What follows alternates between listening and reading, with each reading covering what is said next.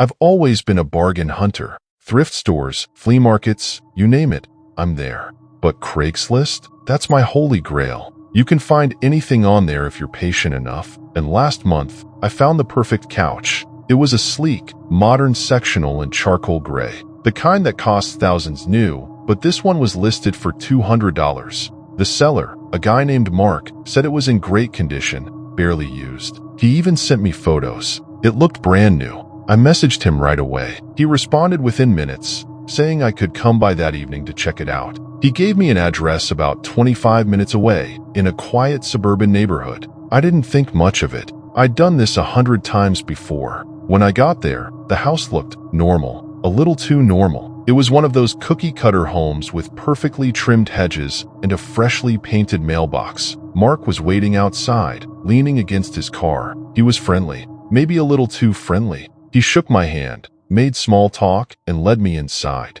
The couch was exactly as described. It looked like it had never been sat on. I ran my hand over the fabric, soft, clean, no stains. I was ready to hand over the cash, but Mark insisted I test it out first. You don't want to buy a couch without sitting on it, right?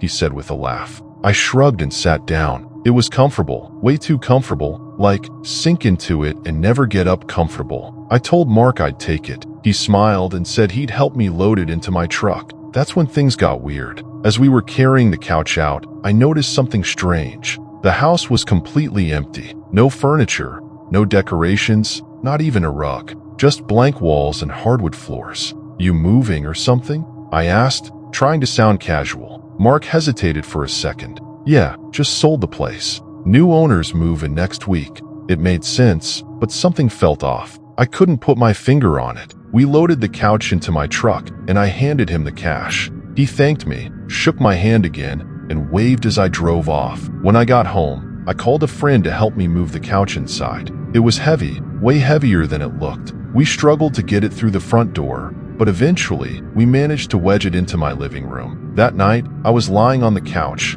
watching TV, when I heard a noise. A faint tapping, like someone knocking on wood. I muted the TV and listened. It was coming from inside the couch. I froze. My mind raced through every horror movie I'd ever seen. Was there something, or someone, inside the couch? I told myself I was being paranoid.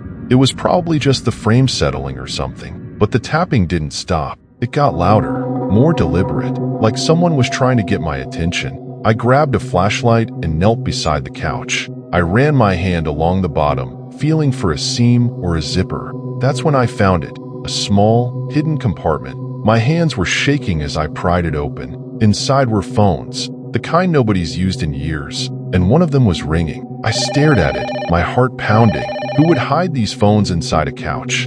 And why was it ringing? Against my better judgment, I answered it. Hello? There was silence on the other end. Then, a voice, low and raspy, like the person hadn't spoken in days. The line went dead. I dropped the phone and stumbled backward. My mind was racing. Was this some kind of prank? A sick joke? I didn't know what to do, so I called the police. When they arrived, I showed them the phones and told them everything. They took it seriously, more seriously than I expected. One of the officers recognized Mark's name. Turns out, Mark wasn't his real name. He was a con artist who'd been linked to a string of disappearances in the area. His MO? Luring people to empty houses with too-good-to-be-true deals. The police searched the couch and found something even more disturbing. Hidden in the frame was a compartment, just big enough to fit a person. I haven't slept well since that night. Every time I close my eyes, I see Mark's face, smiling as he shook my hand. I wonder how many others fell for his trap.